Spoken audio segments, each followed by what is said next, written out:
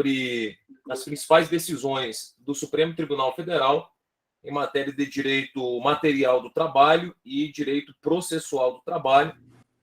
O áudio está desligado, não, professor? Estão me ouvindo? Não, não está. Eu estou Eu estou ouvindo. Beleza, ótimo. Eu estou também. Ok. Bom, pessoal, então é isso. Vamos dar continuidade. A Carol vai falar primeiro hoje sobre os temas de direito processual e logo em seguida eu volto com os temas de direito material, de onde paramos, me recordo que foi na terceirização, que de fato é o tema mais abrangente quando se fala em STF e direito do trabalho hoje. E já vamos entrar em outras decisões também.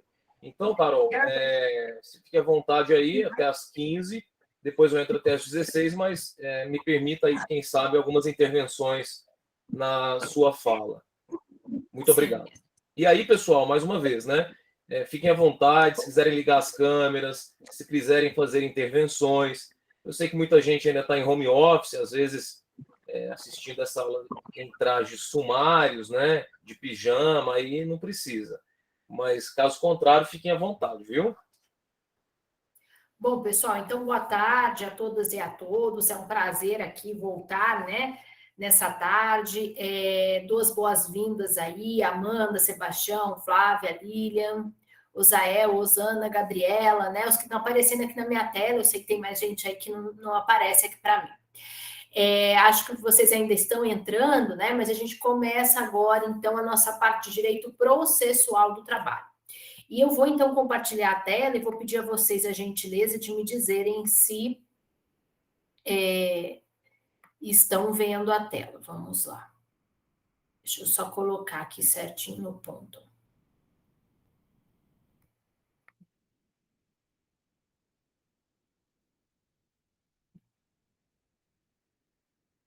Ué. Que não pode minimizar, né? Senão não aparece. Bom, vocês estão vendo, Rafa? Tá vendo? Já apareceu aqui. Já? Tá.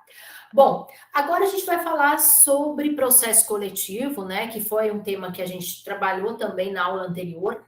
Só que nessa aula a gente vai tratar de uma situação que é quanto à eficácia subjetiva da coisa julgada. Eu não sei se vocês se recordam, mas na terça-feira dessa semana, a gente tratou sobre o tema 1075 da tabela de repercussão geral do STF, que é justamente a inconstitucionalidade do artigo 16 da Lei da Ação Civil Pública, a Lei 7347 de 85, então que doravante, né, tendo em vista que essa declaração de inconstitucionalidade implicou a repristinação da redação originária do artigo 16, então não existe mais a limitação quanto aos efeitos da coisa julgada prolatada em ação civil pública ao âmbito territorial do órgão prolator da decisão. Bom, agora a gente vai tratar, pessoal, de dois temas também da tabela de repercussão geral do STF. E por que eu vou falar para vocês esses dois temas e vou explicar esses dois temas em conjunto? Porque eles têm basicamente o mesmo conteúdo, tá? E são os temas 82 e 499 da tabela de repercussão geral do Supremo Tribunal Federal. São temas que causam a maior polêmica e a maior confusão na prática. Eu não sei, evidentemente, qual é a realidade do TRT da 5ª Região, eu não tive o prazer de oficiar perante o TRT da 5ª Região, mas já oficiei perante o TRT da 14ª Região, da 18ª Região e desde 2013 perante o Tribunal Regional do Trabalho da 15ª Região. Especialmente aqui na 15ª Região, nós temos bastante associação civil na Justiça do Trabalho, né? Não só os sindicatos, mas também associações civis. Nós temos aqui uma grande ação civil pública, que eu tenho certeza que todas e todos já ouviram falar, da Shell BASF, que foi a contaminação por amianto. E aí, essas vítimas formaram uma associação das vítimas de amianto. E essa associação, ela litiga perante a Justiça Trabalhista, tá? E tem várias outras, né? Tem algumas associações, por exemplo, de trabalhadores reabilitados na indústria metalúrgica. Também não sei se essa é uma realidade aí do estado da Bahia, mas aqui na região de Campinas, no interior do estado de São Paulo, nós temos um polo metalúrgico muito forte, e nós temos, então, uma indústria metalúrgica muito pujante, mas que impinge aos empregados um ritmo muito forte de trabalho, e as peças de uma metalúrgica geralmente são peças muito pesadas, então o ritmo de trabalho aliado ao peso causa aí diversas lesões osteomusculares e muitas delas incapacitantes, né, numa realidade bastante triste. Então, essas vítimas, né, dessa forma de organização do trabalho que é comum na indústria metalúrgica, hoje já mudou muita coisa já automatizou, muita coisa é feita por robô, né? Mas é claro que antigamente as pessoas adoeciam muito, então nós temos essas associações. E essas associações litigam perante a Justiça do Trabalho, ajuizam ações civis públicas, promovem o cumprimento das sentenças, executam as coisas julgadas dos processos coletivos, e aí nós temos muitas vezes, né, e essa é uma confusão que se espraia, inclusive no STJ, tá? É bastante comum essa confusão quanto à aplicação dos temas 82 e 499 da lista de repercussão geral do STF. Mas vamos aos temas, tá? Esse primeiro tema, 82, é um tema já antiguinho, ele é de 2014, ele era de relatoria originária do ministro Ricardo Lewandowski, que ficou vencido, e, portanto, o redator do acórdão foi o ministro Marco Aurélio. Já o tema 499 é de relatoria do ministro Marco Aurélio. Mas vamos lá, vamos primeiro para o conteúdo do tema 82. A previsão estatutária genérica não é suficiente para legitimar a atuação em juízo de associações na defesa de direitos dos filiados, sendo indispensável autorização expressa, ainda que deliberada em assembleia, nos termos do artigo 5º, inciso 21 da Constituição Federal. Item 2. As balizas subjetivas do título judicial, formalizado em ação proposta por associação, são definidas pela representação no processo de conhecimento, limitada à execução aos associados apontados na inicial. Vamos lá, pessoal. Basicamente, o que diz esse tema 82? Olha, a associação, para atuar na defesa dos seus associados, ela precisa de uma autorização expressa. Não basta mera previsão estatutária. E aí, essa autorização pode ser individual ou pode ser assembleária. Então, pode ser uma assembleia que autorize a associação a atuar. E aí, os efeitos dessa coisa julgada, eles são limitados a quem? As pessoas, aos associados apontados na petição inicial. Tá bom? Bom, mas vamos para os fatos. Esse tema 82, ele se originou de qual tipo de ação, tá? Percebam o seguinte, os fatos se referem a uma ação ordinária, uma ação representativa ordinária, promovida por uma associação do Ministério Público, Associação do Ministério Público Catarinense, e que pede, então, um reflexo de um percentual de 11,98% sobre uma gratificação eleitoral, tá? Bom, por que eu estou frisando os fatos disso, desse tema, pessoal? Porque a gente tem aqui uma aula sobre precedentes. E a tese firmada, ela guarda o quê? Ela é a norma jurídica para o caso concreto. Então, ela guarda aderência aos fatos que são subjacentes, tá? Então, aqui, pessoal, a primeira coisa que eu tenho a dizer para vocês. Isso aqui, esse tema se aplica a uma ação representativa. Esse tema não se aplica à ação civil pública, tá?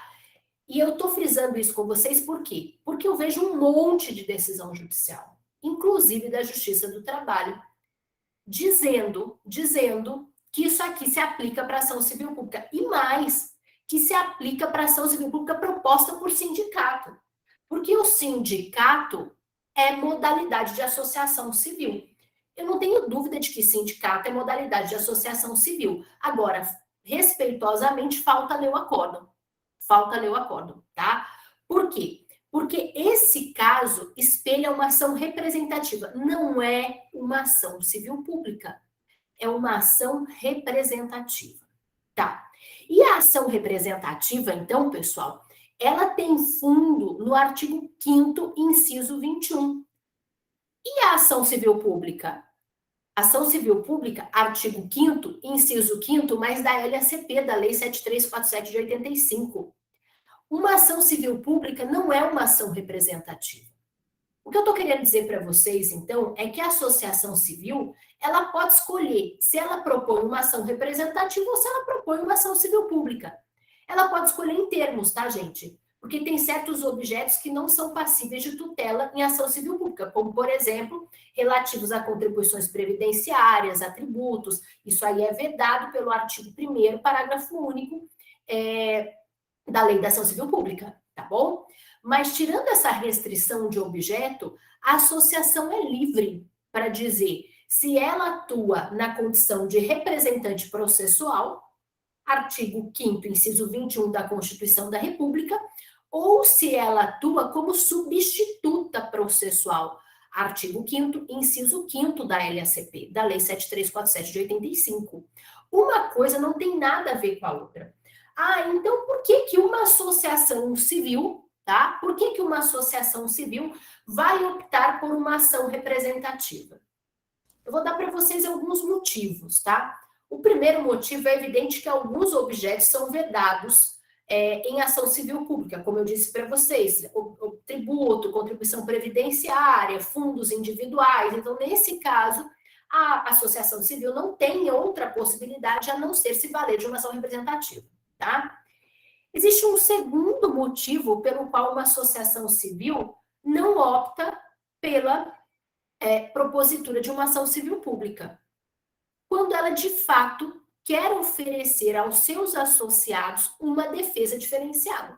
Ela fala, não, eu em tese poderia propor uma ação civil pública, mas eu quero que o comando da sentença seja restrito aos meus associados, afinal de contas, os meus associados que arcam com as despesas, que contribuem para a manutenção da entidade, então eu vou fazer uma opção processual lícita, absolutamente lícita, de propor única e exclusivamente uma ação representativa, tá?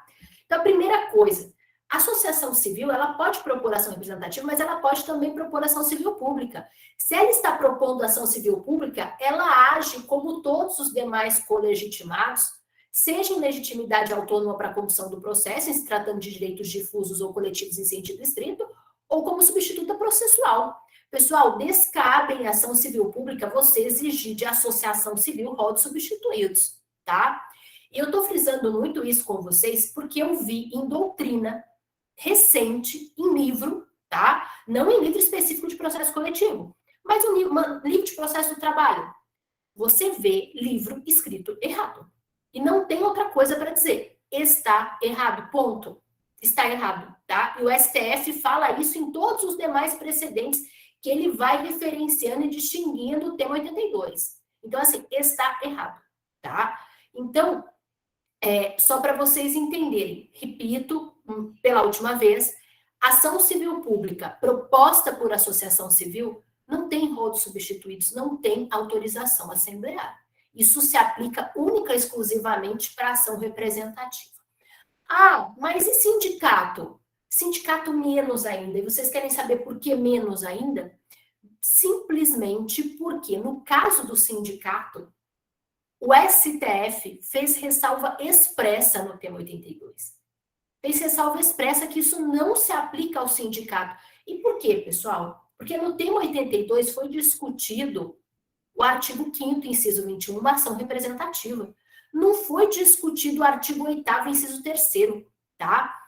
A sede de legitimação constitucional de um sindicato é um artigo, é o artigo 8º, inciso 3º.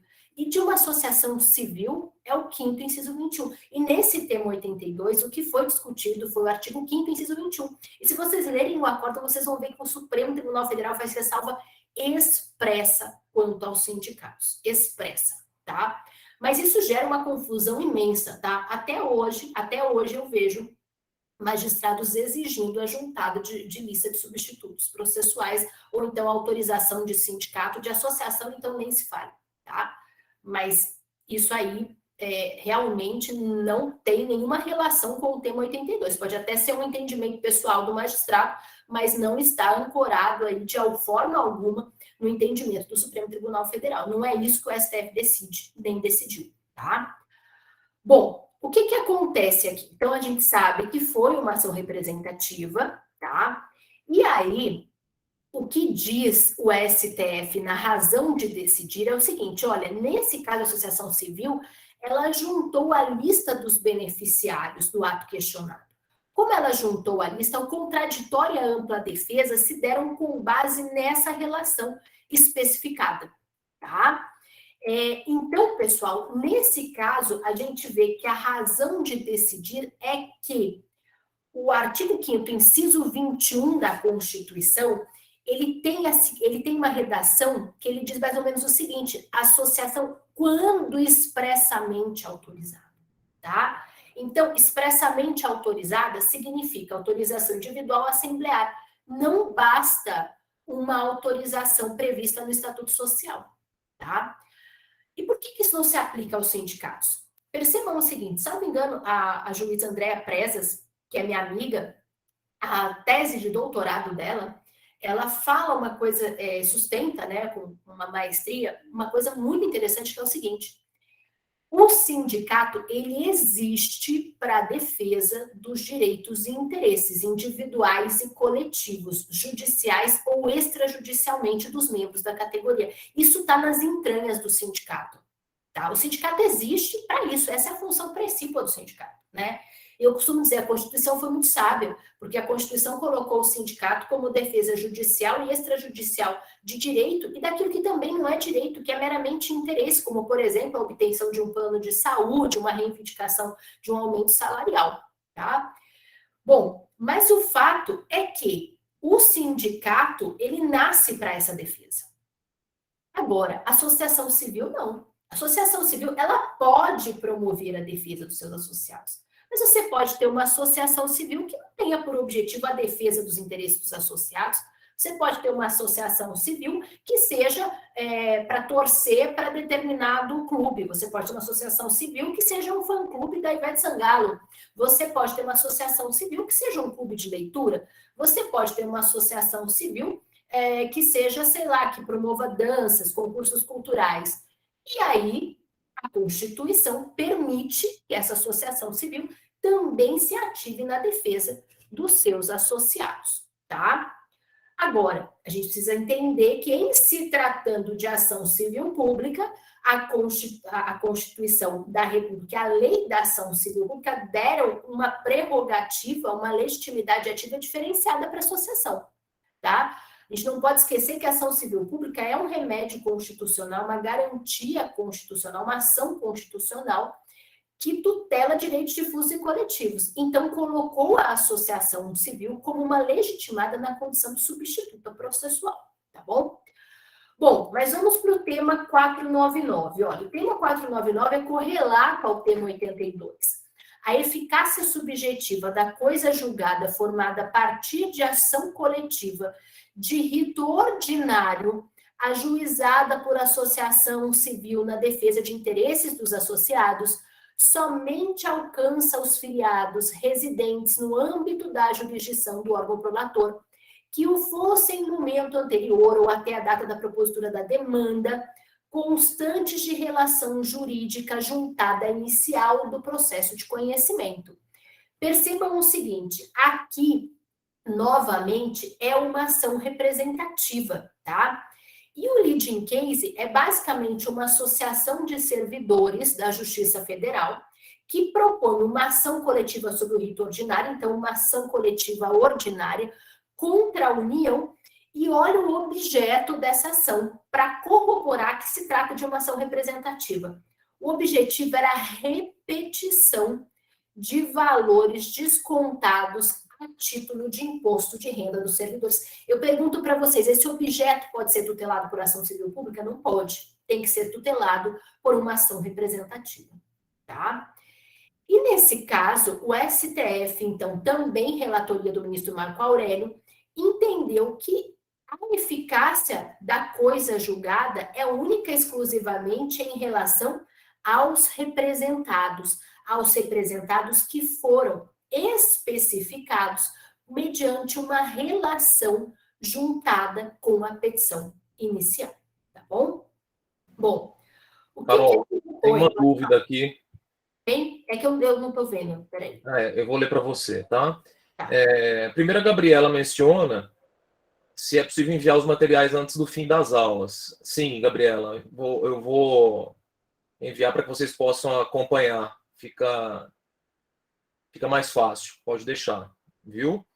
E a Ivana, ela menciona o seguinte: professora, boa tarde. Quando a associação ajuizar a CP, haverá necessidade de indicação do rol de substituídos?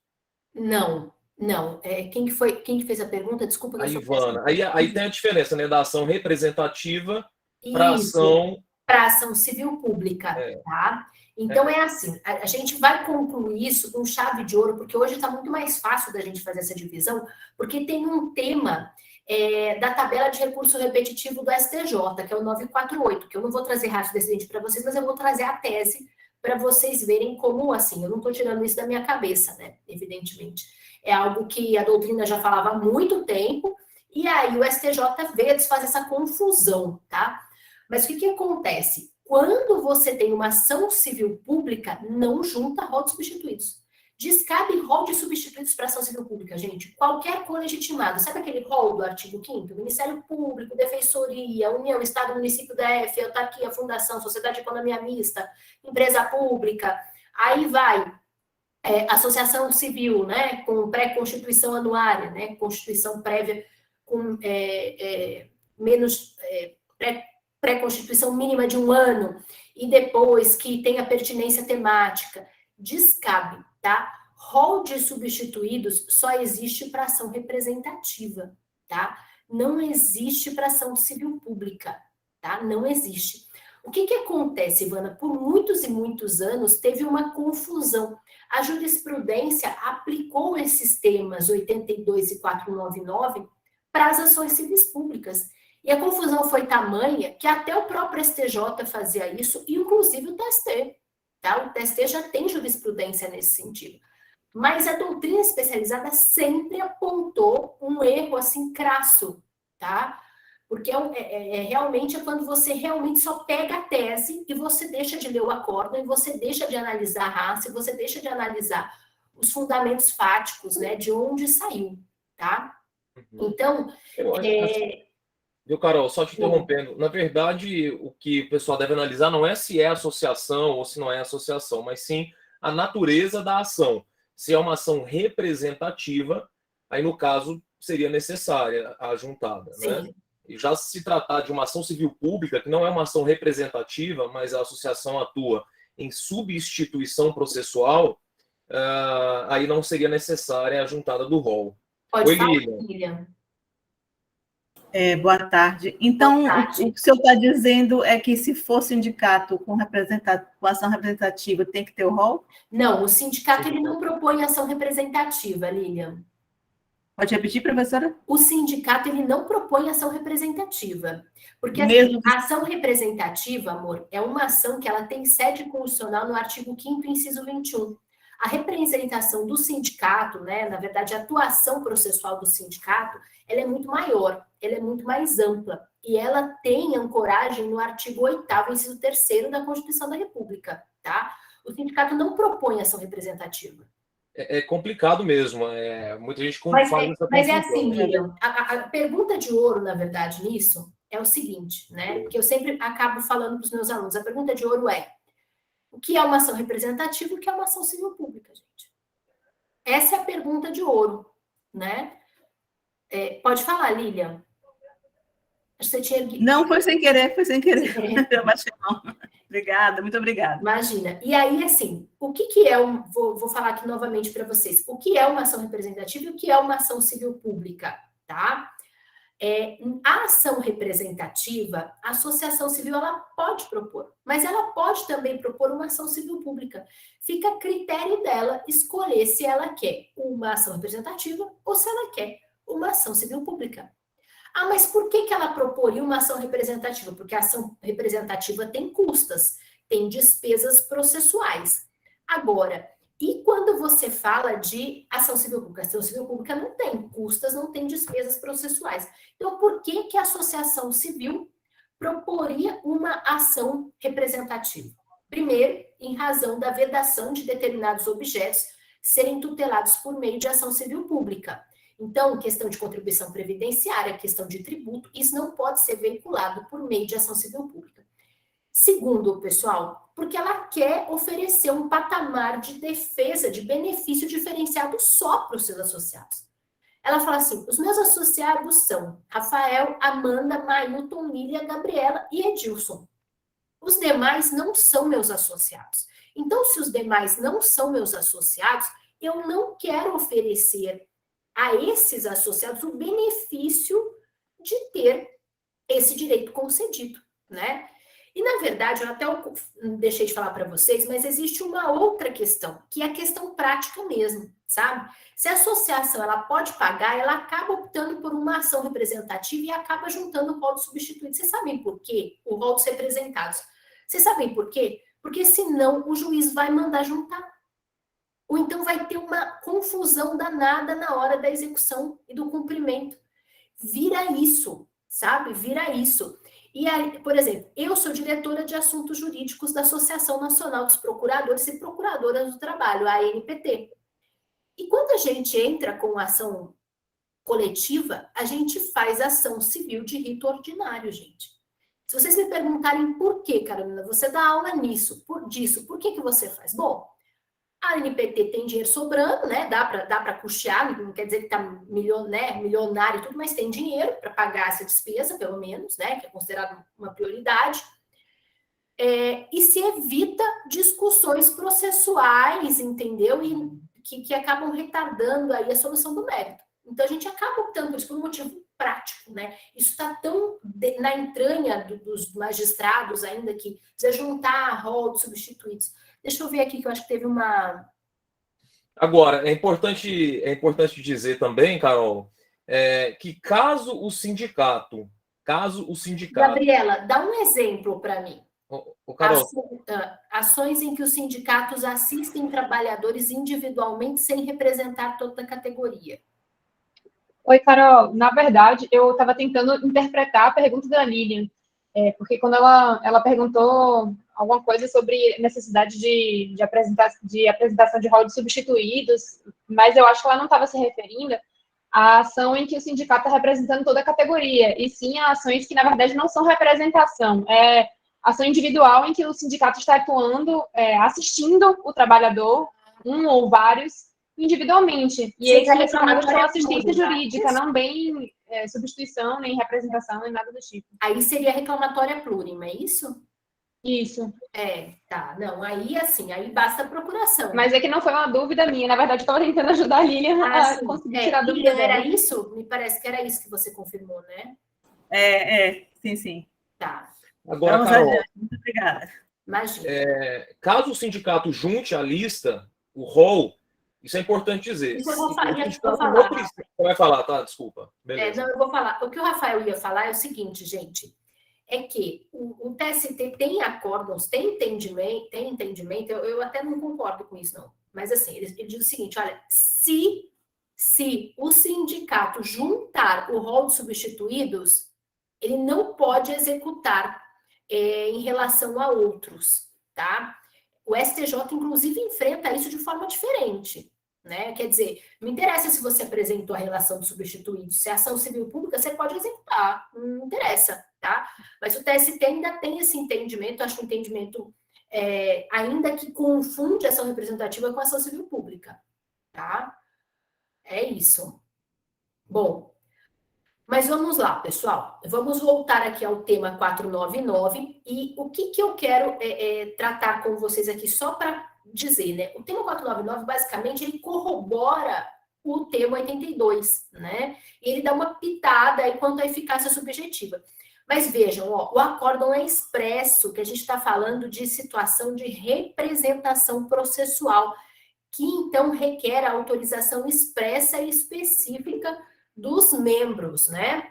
Bom, e aí, ó, fala aqui que a associação persegue o reconhecimento dos interesses dos filiados. E aí, novamente, a ratio, né? A ratio é justamente a questão do devido processo legal, tá? Em razão de que quando se junta a relação de representados em uma ação representativa, a parte ré, faz a defesa única e exclusivamente em relação àquelas pessoas especificadas, tá bom? Bom, as repercussões, pessoal, como eu já disse para vocês, a primeira delas, a mais ampla, né, é a distinção em caso de ação civil pública, tá?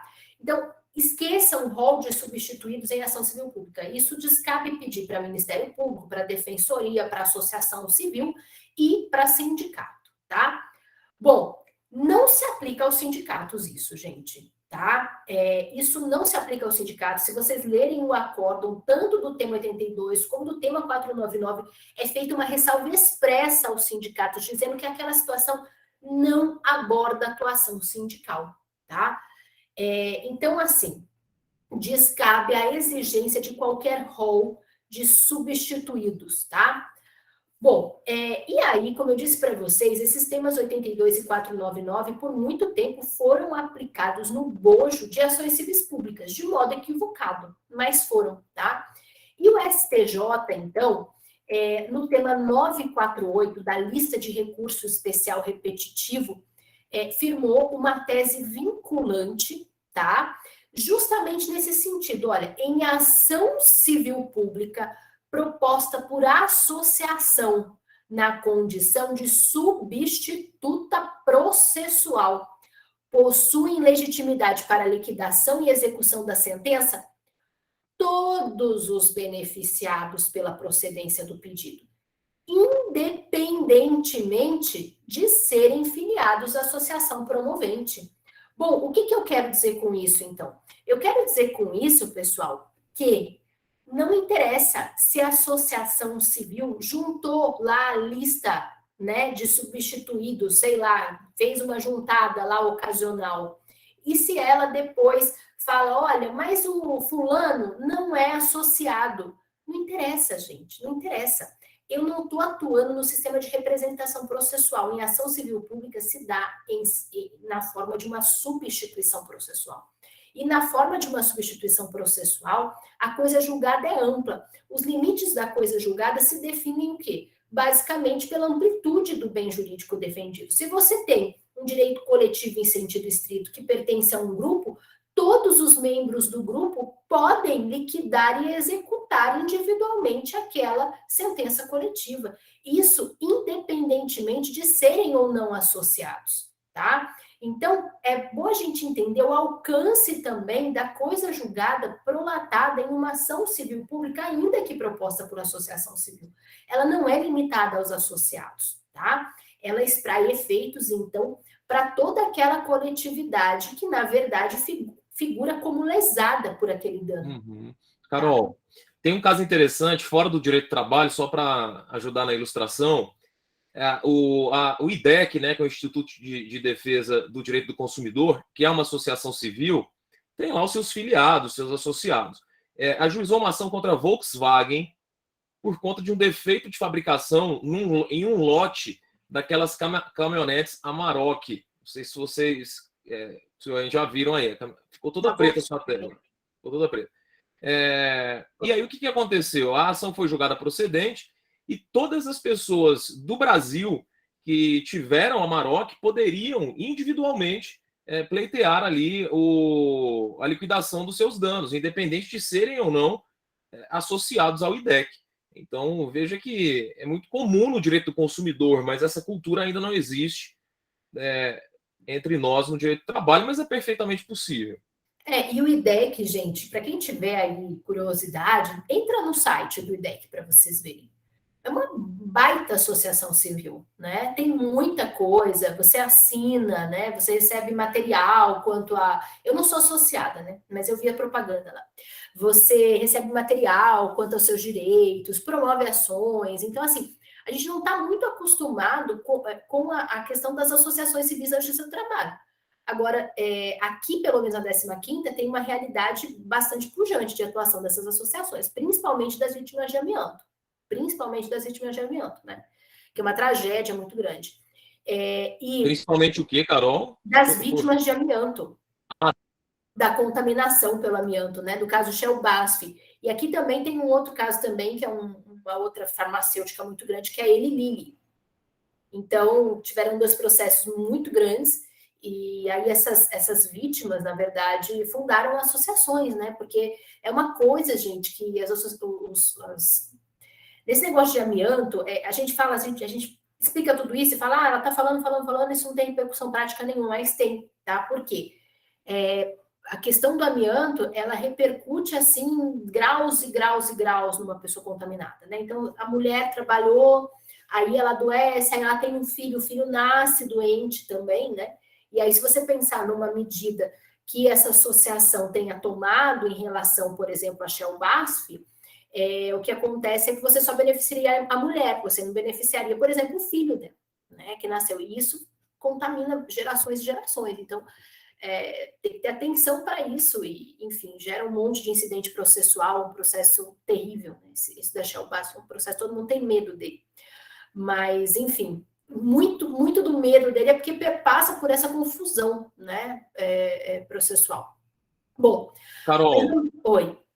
Para você ver, agora eu vi esses dias na internet que foi fundada a Associação das Vítimas de Covid, até comentei com você. Comentou. Então é perfeitamente possível que essa associação ajuize uma ação civil pública na Justiça do Trabalho, pleiteando indenização por dano moral coletivo em face de uma determinada empresa, por exemplo, que teve uma alta incidência de afastamentos por Covid. Um frigorífico desses, né? Porque, gente, no meio da pandemia, teve frigorífico que promoveu, aqui no interior do estado de São Paulo, imunização em massa do povo, né? Porque, assim, todo mundo pegou Covid, né? Trabalha um do lado do outro, ambiente resfriado, imagina só, uma beleza pegar Covid, né? Então, você tinha, assim, numa sala de desossa, que trabalhava 400 pessoas, 350 contaminados, né? Teve gente que morreu. Então, pensa, realidade, né, que não é uma realidade distante, né?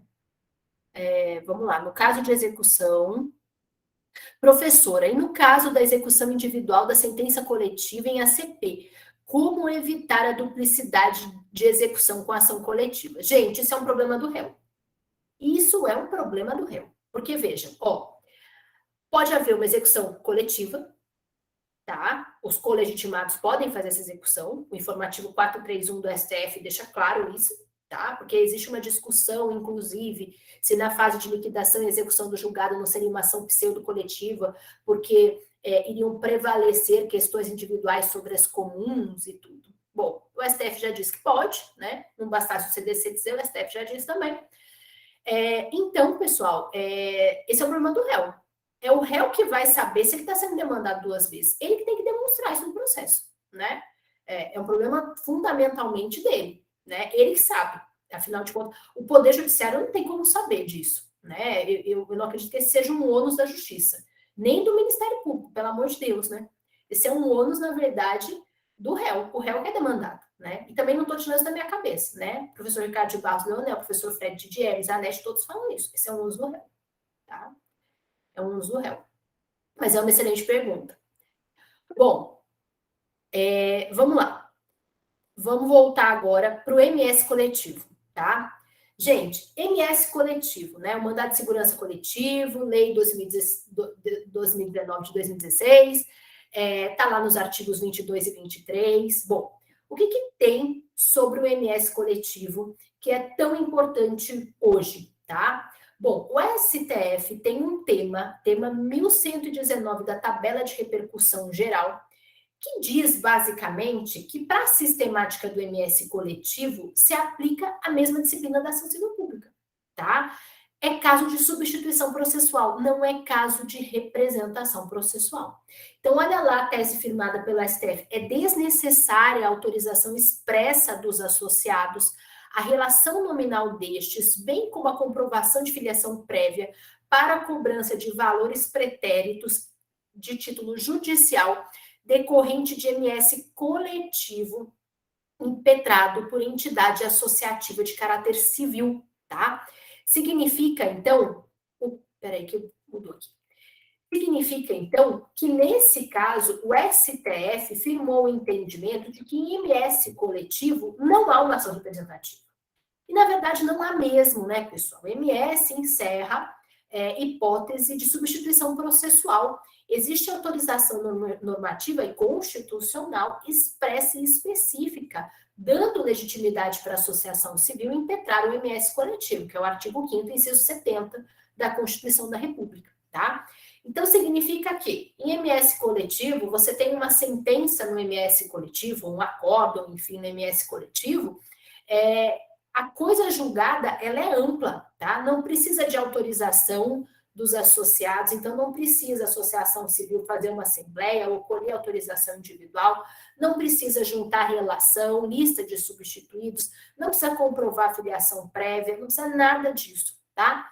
Bom, o litigation case, então, é um MS coletivo, né, por policiais aí, impetrado por policiais, por uma associação de policiais militares da ativa e inativa, requerendo diferenças de quinquênios e sexta parte de 5 anos anteriores ao ajuizamento do MS coletivo.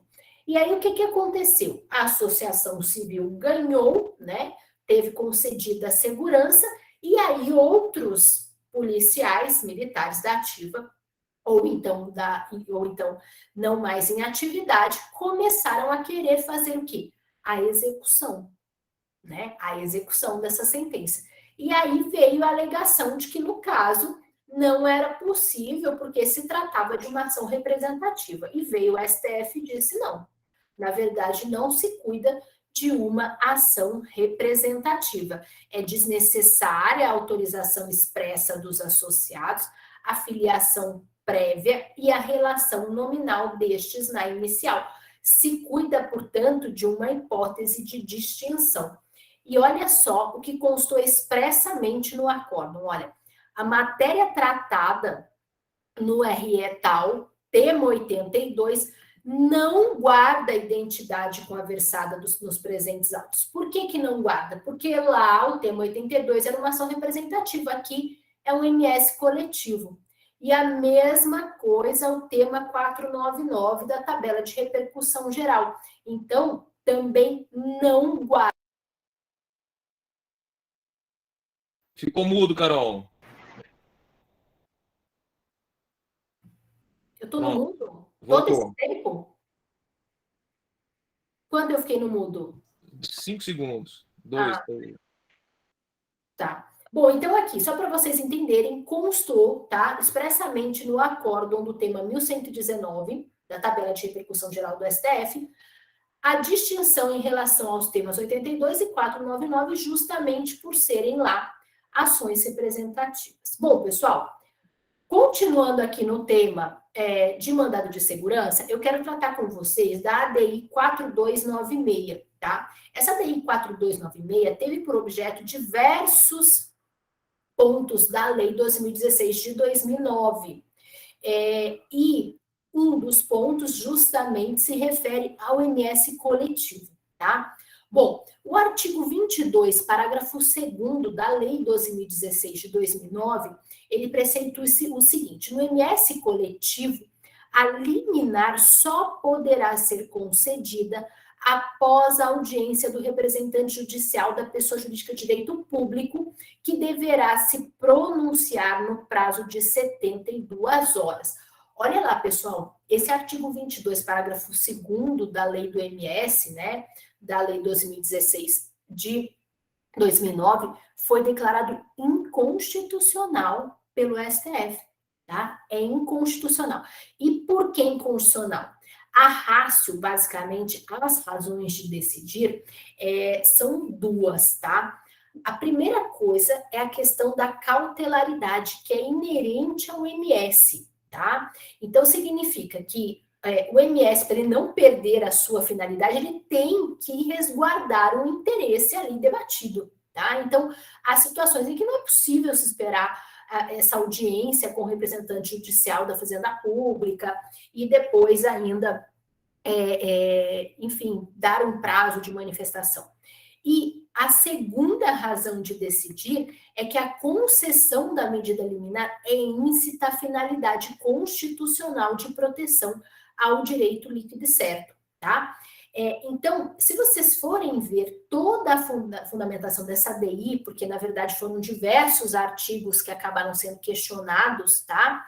Da lei do mandado de segurança, eles analisam justamente assim, será que isso é compatível com a finalidade constitucional do MS, né? Eles consideram o MS uma ação constitucional, como de fato é, um remédio constitucional e dotado de uma especialidade. E como um remédio constitucional, a ele necessita, né, ser dada aí a maior amplitude possível, né? Necessita se assegurar aí realmente o cumprimento da sua finalidade constitucional, que é o resguardo ao direito líquido e certo, tá? Então, nesse caso, se considerou que essa audiência, essa oitiva prévia, nada mais era do que um obstáculo, né? Um obstáculo intransponível e que poderia ensejar, inclusive, o próprio perecimento do direito líquido e certo, tá?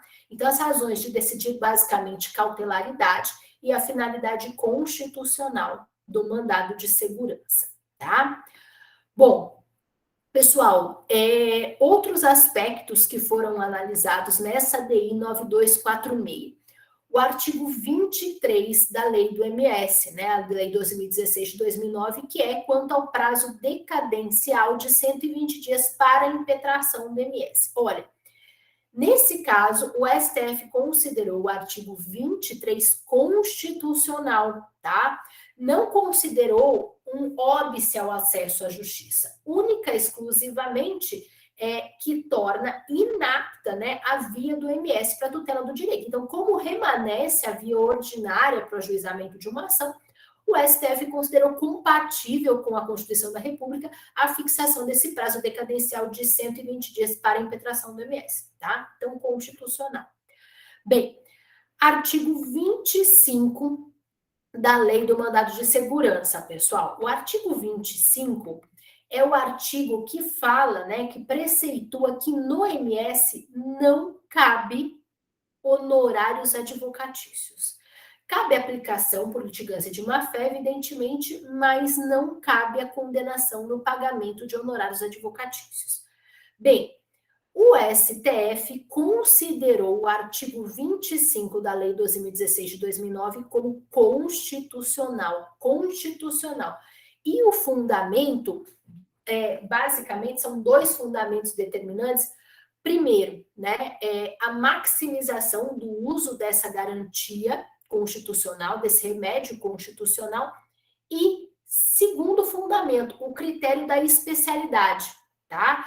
Na verdade, você tem uma natureza especialíssima do mandado de segurança, é uma ação constitucional, tutela direito líquido e certo, então tem um objetivo muito específico, e aí é algo, nessa dispensa do pagamento dos honorários sucumbenciais, é algo que acontece nas ações constitucionais em geral, como, por exemplo, o próprio habeas corpus, né? E a gente sabe que isso existe também em relação à ação civil pública, no caso da associação autora e demais colegitimados ativos, né? O que você acha disso, Rafael? Rafael, que tem um livro de honorários. Acho que você está sem áudio. Você se refere à impossibilidade de condenação?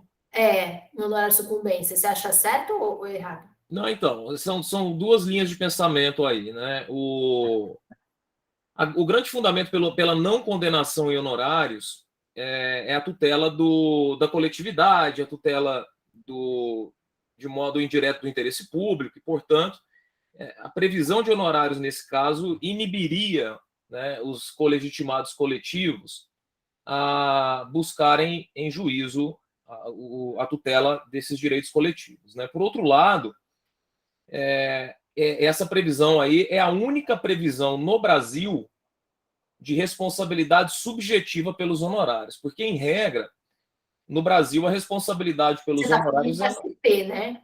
Hã? Está falando da CP. Sim. Em regra, a responsabilidade pelos honorários no Brasil ela é objetiva, ela decorre da causalidade pura e simplesmente. Então, quem deu causa paga. Já nas ações coletivas, não. Né? Você teria que provar o elemento subjetivo. Mas e no MS? No MS, você concorda que o MS não tenha pagamento de honorários de sucumbência? Olha, se você falar em MS coletivo, aí seria o mesmo fundamento. Seria o mesmo fundamento pelo qual não se condenam em honorários nas ações civis públicas. Né? Então, por este fundamento, não seria possível realmente. Né? Então, a lógica é a mesma. Portanto, e no MS individual, você acha que... O que você acha disso? No MS individual, eu entendo que deveriam ser cabíveis os honorários, sim. Porque se critica muito, né? Especialmente na Justiça do Trabalho, em que, por exemplo, o MS é considerado uma exceção à regra do jus postulandi, né? E então, aí, assim, como tem muito mandado de segurança na Justiça do Trabalho, se você passar a prever honorários, ia reduzir drasticamente a impetração de mandado de segurança. Porque o mandado de segurança na Justiça do Trabalho, basicamente, é como sucedâneo recursal. Né? É um agravo de instrumento do processo civil, né? É um agravo de instrumento do processo civil, né? Como as interlocutórias são recorríveis de imediato, é MS, né? Se quiser reduzir o número de processos nos tribunais, basta incluir a previsão de honorários no mandado de segurança e está resolvido o problema. Mas agora não pode, né? O STF já disse que é constitucional. Exatamente. Bom, mas vamos lá, pessoal. Vamos voltando aqui. Vamos terminar aqui o último ponto da ADI 4296, que questionou também o artigo 7º, inciso 3º da lei do MS. Bom, e esse artigo 7º, inciso 3º, é a questão da contracautela, né? Então, quando o juiz ele determina a suspensão do ato, né, ele emite um provimento mandamental, ele exige do impetrante uma contracautela, né, uma caução, fiança, depósito, para assegurar o ressarcimento à pessoa jurídica, tá? Bom, e o STF, então, considerou essa exigência de contracautela, na verdade, assim, não é que todas as vezes que tem a concessão da liminar em MS, o juiz tem que impor a contracautela, né? A caução, a fiança ou depósito. Não é isso. Mas ele pode exigir a contracautela. Ele pode. O que, no caso da Justiça do Trabalho, também é complicado, porque tem a questão da hipossuficiência do trabalhador, né? Muitas vezes, se exigir essa contracautela, vai implicar a impossibilidade, evidentemente, de qualquer efetividade da medida liminar, né? Então, seria bastante complicado. Mas o fato é que o STF diz que sim, o juiz pode exigir essa contracautela ao conceder a medida liminar, então pode exigir a prestação de caução, de fiança, de depósito, tá? E aqui diz o seguinte, é um poder basicamente discricionário do juiz, porque nesse caso a cognição é uma cognição sumária, uma cognição completa, não é uma cognição exauriente, né? Aquela cognição inicial. Então, é uma questão razoável, né? O STF basicamente aqui foi por uma questão de razoabilidade da medida. Rafa, você quer que eu prossiga mais um pouquinho, só para tratar dessa questão aqui de repercussão geral, ou você quer começar? Não, só respondendo o Mailton aqui, por isso, Mailton, eu falei num tom de brincadeira, né? Realmente não tem como você ter essa previsão de honorários aí para o mandado de segurança. Mas há uma... Já que você tocou nesse assunto, só fugindo um pouquinho aqui do tema de STF, existe um caso em que você poderia questionar exatamente essa questão do juiz pagar honorários. Veja, imagine embargos de terceiro, tá? São cabíveis honorários nos embargos de terceiro, tá bom? Isso é sumulado no STJ e tudo mais. Imagine que o juiz, tá? Ele, de ofício, determine a penhora de um determinado bem no curso de um processo de execução. E aí aparece um terceiro e apresenta embargo de terceiro, e esses embargos de terceiro são julgados procedentes de fato, a penhora era indevida. Quem vai pagar honorários neste caso? Né? Se a penhora foi determinada pelo Estado juiz. Né? Ou seja, quem deu causa aos embargos de terceiro? Foi o Estado juiz que, ao fim e ao cabo, acabou dando causa. Nesse caso, a doutrina defende que a União deveria ser responsabilizada, mas aí isso é um tema bem controvertido, tá?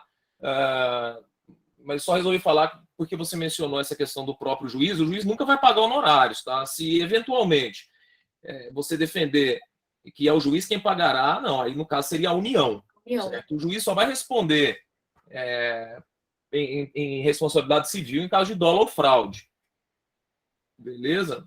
Carol, pode prosseguir mais um minutinho aí eu já entro. Tá. Então, peraí, então deixa eu compartilhar de novo, peraí.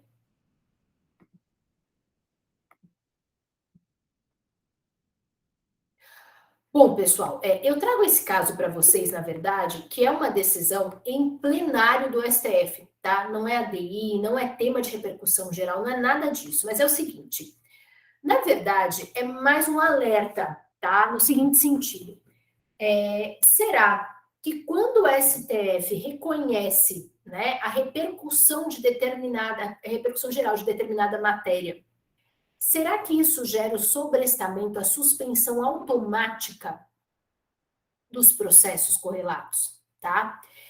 Muitas vezes eu já vi, por exemplo, em ação civil pública, né, a parte, mas foi reconhecida a repercussão geral da matéria, então tem que ficar sobrestada, tem que ficar suspensa a ação civil pública. Primeiro, gente, o STF tem uma deliberação plenária, tá? É nesse RE 966177. Então, percebam, embora não seja súmula, não seja DI, não seja tema de repercussão geral, é uma deliberação plenária e, portanto, é precedente obrigatório nos termos do artigo 927 do CPC, tá? No sentido de que o mero reconhecimento da repercussão geral de determinada questão pelo STF não implica a suspensão automática dos processos, tá? É preciso que haja, então, uma deliberação do relator, uma ordem do relator determinando o sobrestamento dos processos em todo o território nacional.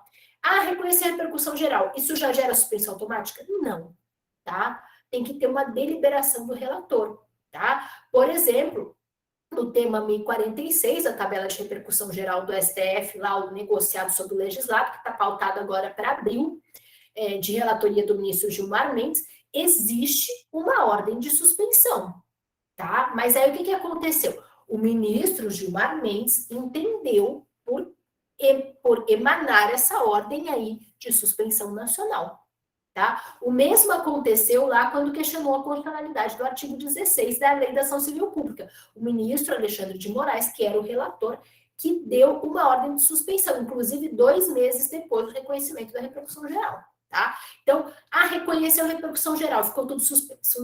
Não é assim, tá? Então, tá aqui, pessoal, o precedente. Esse precedente, ele versa sobre uma questão criminal, tá? Ele se originou, na verdade, de um recurso extraordinário no qual o MP recorreu em razão de se considerar jogos de azar descriminalizados, tá? E aí, essa questão foi afetada para julgamento por repercussão geral, pela sistemática de repercussão geral. O que aconteceu, então, foi que houve uma questão de ordem, neste caso, que é basicamente o seguinte: o reconhecimento da repercussão geral gera suspensão automática de todos os processos em que se discuta jogo de azar, né, a constitucionalidade ou a inconstitucionalidade, e aí o STF decidiu essa questão de ordem e disse justamente que não, depende de uma deliberação do relator e que mais gera, inclusive, o sobrestamento da prescrição punitiva do Estado, que também para a gente não tem muita relevância, mas é só para constar aqui o entendimento do STF, tá? Bom, a razão de decidir aqui justamente é a questão da segurança jurídica e a efetividade da persecução penal, e também se consigna expressamente, né, sendo possível cogitar da existência de questões concernentes a outros ramos do direito que, tendo tido sua repercussão geral constitucionalmente reconhecida, não justificariam por sua natureza para a preservação da segurança jurídica o sobrestamento irrestrito de todas as relações processuais que delas tratassem. Então, olha, Nesse caso, cabe uma deliberação discricionária do relator justamente para verificar se essa é uma medida proporcional diante aí da natureza dos bens jurídicos envolvidos e tudo, se é de fato necessário para preservar a segurança jurídica. E é interessante, olha, que o item 10 aqui, ele prevê expressamente que mesmo no caso do sobrestamento, nada impede o quê? A produção de provas e a prática de atos de natureza urgente. Ok? Rafa, com isso você assume aqui? Assumo sim, Carol. Eu vou te pedir só uma gentileza. Pois não. O pessoal está batendo o martelo bem aqui. Vou falar com eles, Tá. pode deixar. Porque está fazendo uma reforma aqui, pessoal, e por coincidência o pessoal chegou aqui na janela agora e estão batendo o martelo. Então, mas, Carol, por favor. Pode deixar, vou fechar a câmera um minutinho. Pessoal, é o seguinte, eu vou compartilhar minha tela, tá? Eu já enviei o material para vocês. Então, quem não viu, eu mandei um link no chat que vocês podem pegar aí agora o material. Eu enviei de novo, certo? Então, vocês têm duas opções. Ou sigam aí pelo material ou sigam pela tela.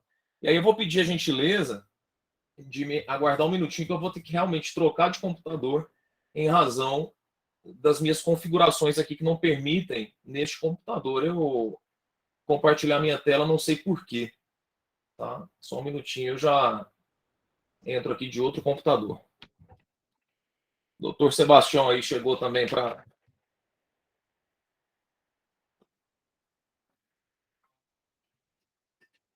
Vai dar certo.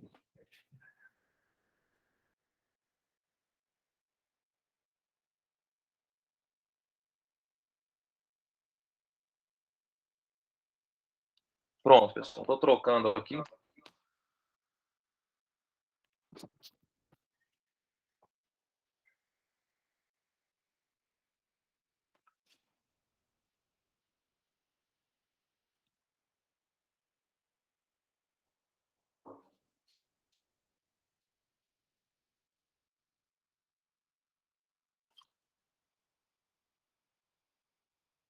Vocês conseguiram pegar o material aí no link?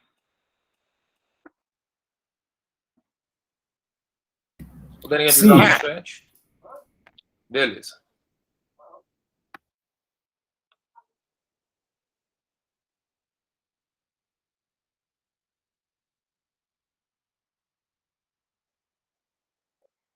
Então, vamos lá.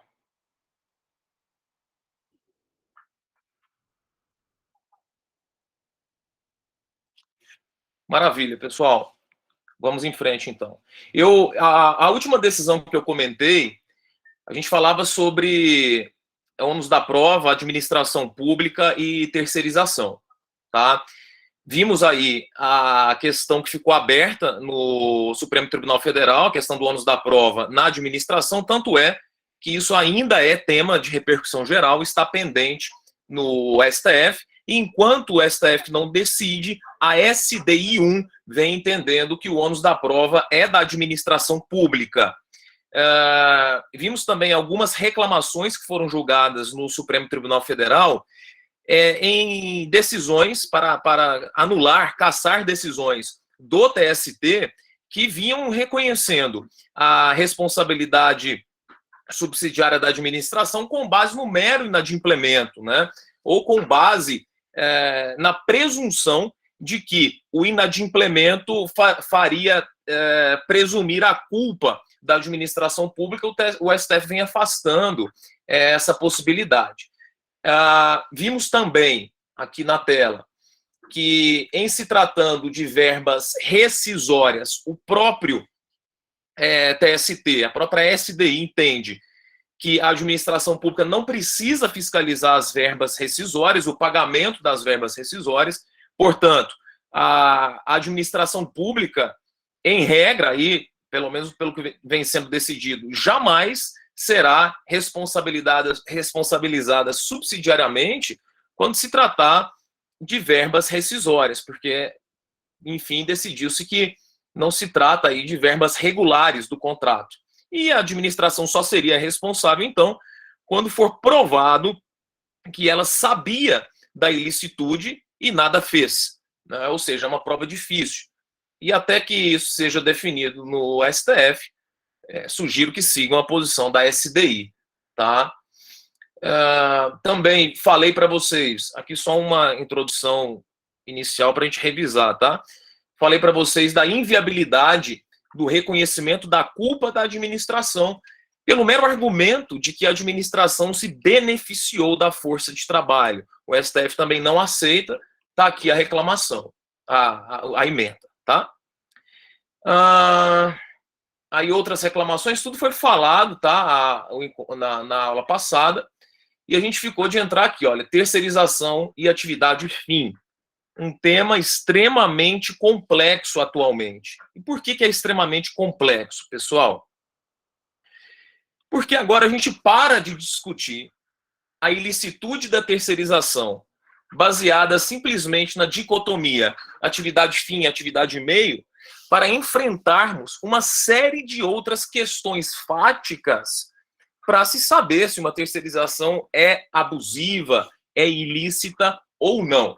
Aqui as teses que vocês conhecem muito bem, dizendo que é lícita a terceirização em qualquer ramo da atividade, seja fim, seja meio, né?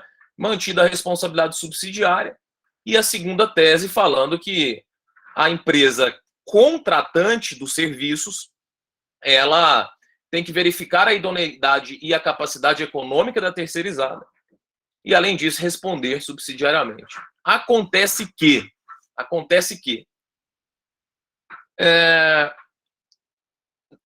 um pouco antes do julgamento, vejam que aqui foi julgado em 30/8/2018, um ano antes, nós tivemos uma reforma na Lei 6.019 de 74, que é a lei que tratava do trabalho temporário.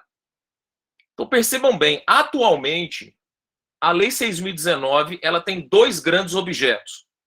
A Lei 6.019 de 74, ela trata do trabalho temporário e ela trata da terceirização.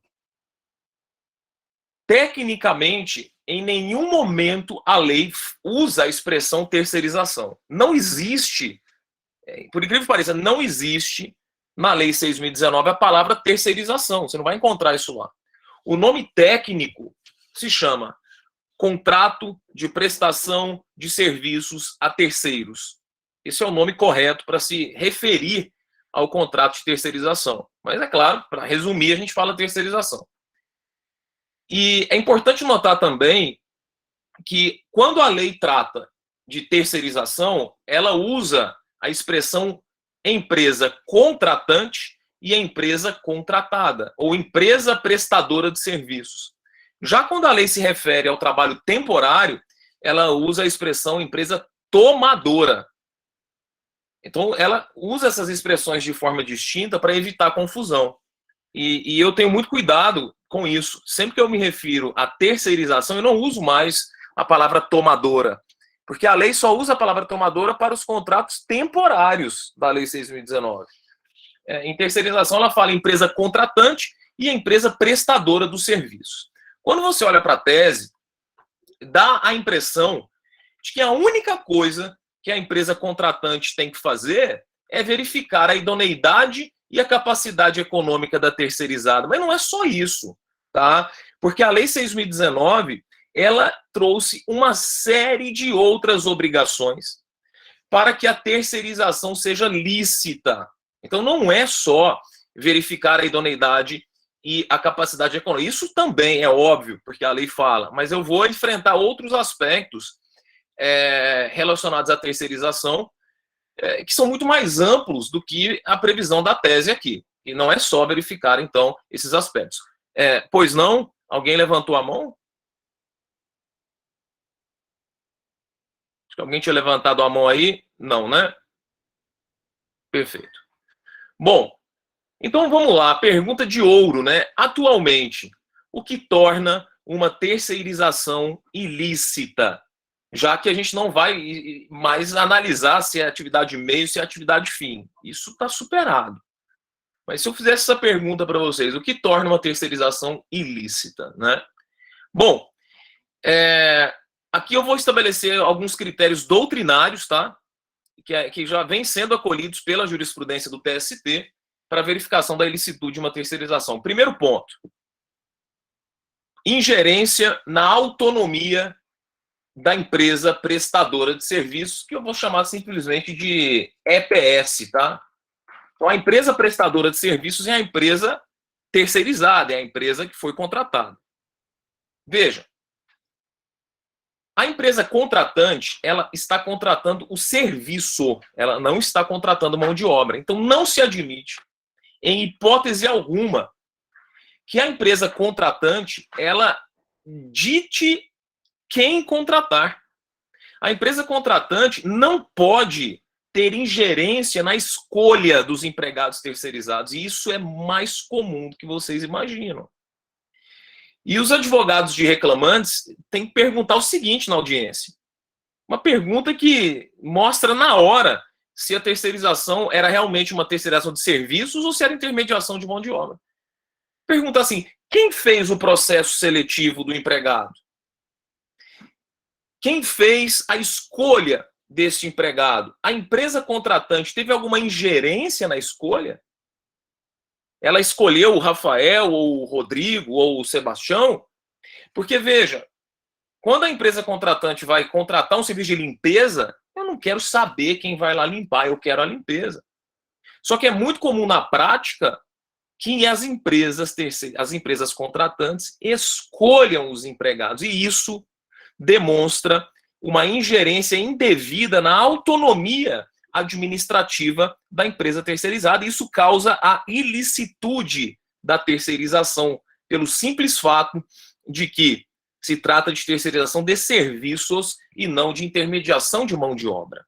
Se eu escolho alguém, resta caracterizada aí a ideia de pessoalidade, que é um dos elementos da relação de emprego, né?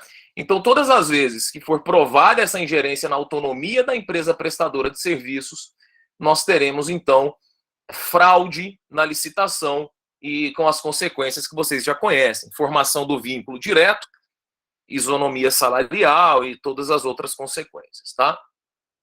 Outra coisa que torna a terceirização ilícita é o desvio de finalidade quanto ao objeto dos serviços contratados.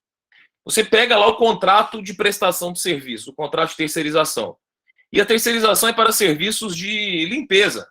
Ou, sei lá, para fornecimento de quentinhas. Algum tipo de serviço.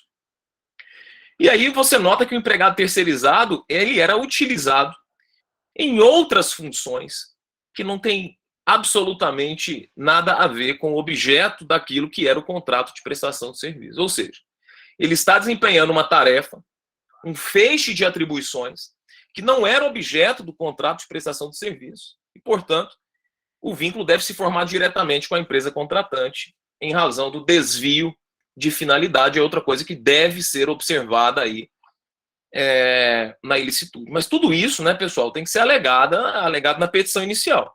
O juiz não pode, de ofício, trazer causas de pedir que não estão na inicial. E aí, o terceiro grande motivo da ilicitude da terceirização, este sim consta na tese que nós vimos acima, é a incapacidade econômica da empresa prestadora de serviço.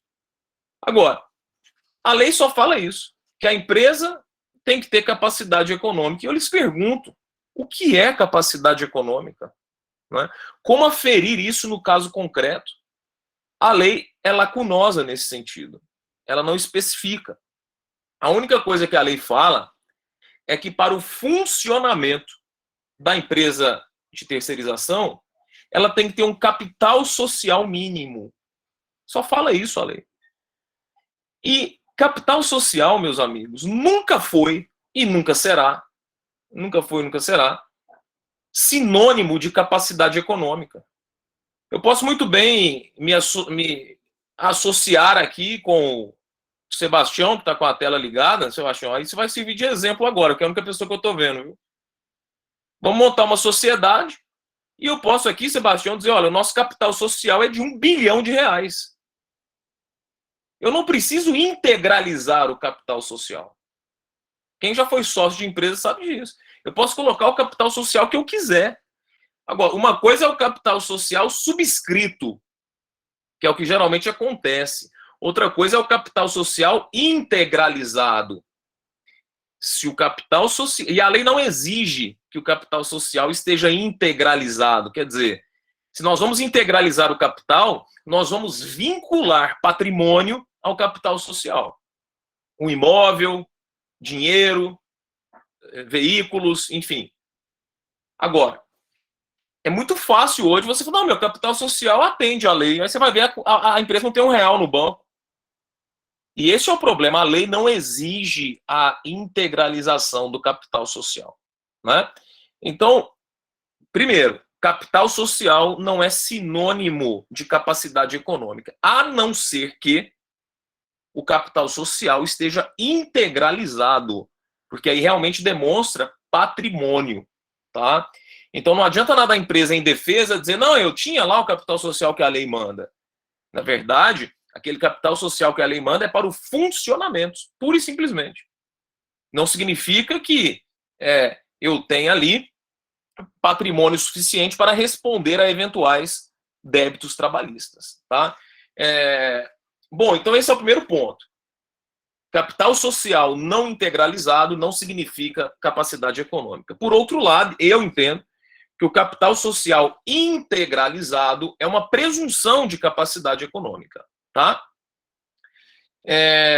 Então, essa capacidade econômica, eu coloquei aqui no material para vocês, é uma situação positiva de patrimônio, né, para cumprir todos os compromissos decorrentes da atividade contratada, pressupondo, dentre outros elementos, por exemplo, a demonstração de que possui imóveis, né? Isso cabe, vejam aí, por isso que eu falei que ficou muito mais difícil terceirizar, isso cabe à empresa contratante tomar esses cuidados, né? Exigir certidões negativas, exigir certidões de propriedade, se for o caso, exigir caução, seguro, garantia, né? Então, veja, imagine que uma grande multinacional, vou pegar aí a Adidas, resolve terceirizar o serviço de advocacia, né?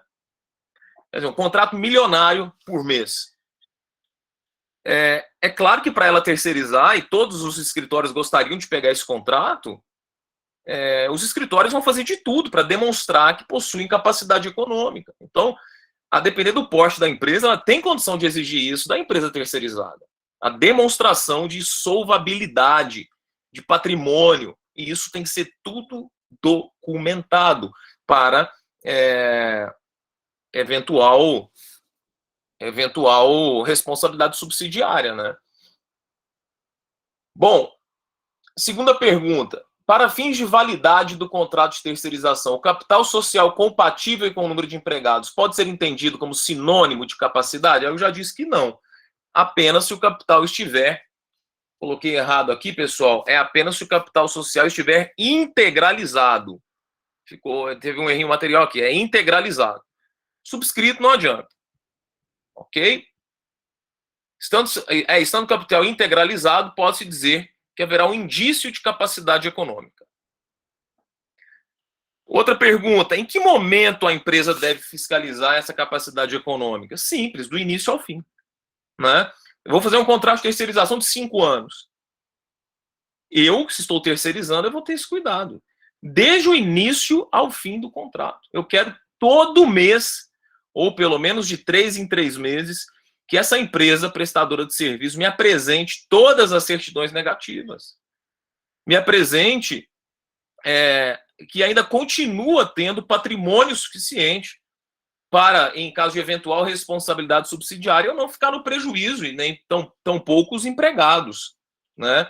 Então, a empresa contratante, pessoal, é um cuidado que ela tem que ter, né, para evitar essa responsabilidade. Quer dizer, pagar, ela vai ter que pagar a conta, de qualquer jeito, porque ela é responsável subsidiária, certo? Mesmo que ela tome todos esses cuidados É diferente da administração pública, né? Na administração pública, se a administração pública se cercou de todos os cuidados, ela não responde subsidiariamente. Aqui, quando envolve iniciativa privada, não. Por mais que maiores que sejam os cuidados, haverá responsabilidade subsidiária, tá? Pelo mero inadimplemento. Mas isso aqui são cuidados que a empresa tem que ter. Ok? As precauções são a exigência de vários documentos, como eu mencionei para vocês. Vocês podem ler aí depois no material. Ok? Qual é a consequência caso a empresa prestadora de serviços perder, no curso do contrato, a capacidade econômica? Bom, pessoal, veja, um dos requisitos de validade da terceirização é que a empresa tenha capacidade econômica. Se a empresa terceirizada, no curso do processo, no curso do contrato, perde a capacidade econômica, o que a empresa contratante tem que fazer? Rescindir o contrato de terceirização. Porque se ela continua este contrato sem que a empresa terceirizada tenha capacidade econômica, a terceirização se tornou ilícita por ausência de um dos seus pressupostos de validade. E, portanto, qual é a grande consequência na terceirização ilícita? Responsabilidade solidária e formação do vínculo direto com a empresa contratante do serviço. Então, todos esses cuidados aqui que eu mencionei são cuidados que, se não tomados, vão conduzir, e podem conduzir, à ilicitude da terceirização. E aí a consequência é desastrosa, né? Sobretudo em se tratando de bancos, por exemplo, que vai vir isonomia salarial e todas as vantagens previstas em normas coletivas, tá? Então, pessoal, o principal elemento de validade de uma terceirização hoje, isso é fácil de se notar, é que a empresa terceirizada tenha capacidade econômica. O que é difícil é você analisar no caso concreto se essa empresa tinha ou não capacidade econômica. Então, tudo isso tem que ser feito mediante prova documental e, periodicamente, se o advogado do reclamante ajuiza a ação dizendo o seguinte: olha, a terceirização é ilícita porque a empresa terceirizada não tinha capacidade econômica, aí vai vir reclamar dizer, não, tinha sim capacidade econômica. O ônus da prova é delas, né? Aí a empresa contratante vai juntar toda a documentação, mostrando que ela se cercou de cuidados e tudo. E aí qual vai ser a consequência? Apenas a responsabilidade apenas a subsidiária. Aí você não vai poder reconhecer a ilicitude da terceirização, não é?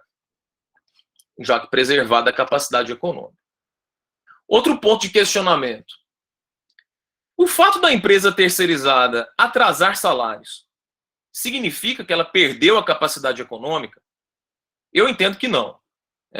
A não ser que se trate de mora contumaz, aquela por mais de 3 meses. É um critério legal, né, para não ficar muito no subjetivismo, mas imagine aí, uma empresa é natural, sobretudo em épocas de crise, que se atrase um salário ou outro.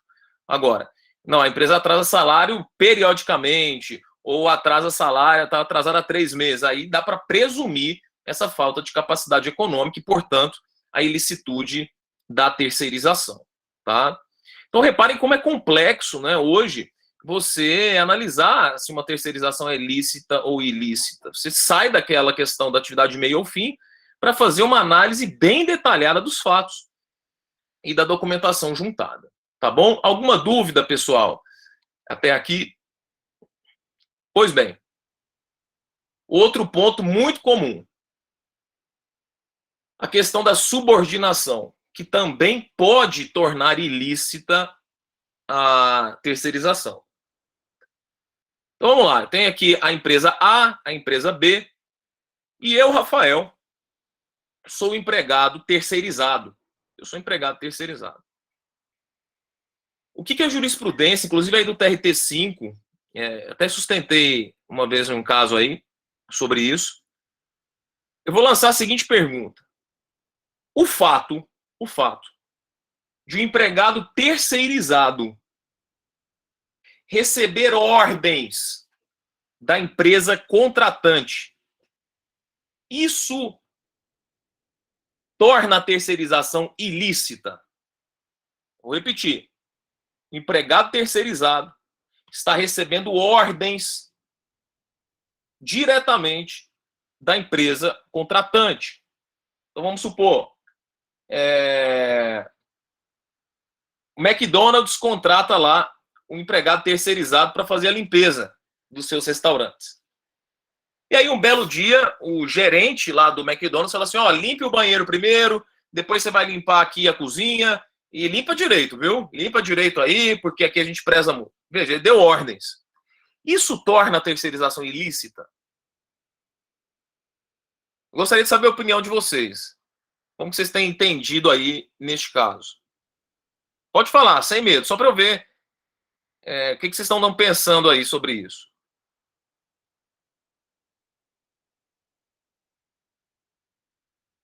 Cadê a Gabriela? Participa bastante aí. Acho que não torna automaticamente. Maílton, entendo que não. Olha, estou surpreso. Achei que vocês iam falar que sim. Porque muitas vezes, pessoal... Boa, Sebastião. Muitas vezes o advogado reclamante vem e fala assim, recebi ordens diretas, então é vínculo com a contratante. Não é, pessoal. Vamos lá. Eu vou explicar por que não. Antes disso, vamos só lembrar o seguinte aqui, que tanto o STF como a SDI, tanto o STF como a SDI, vem entendendo que aquela subordinação estrutural não descaracteriza a terceirização. É claro que não, com razão, pessoal.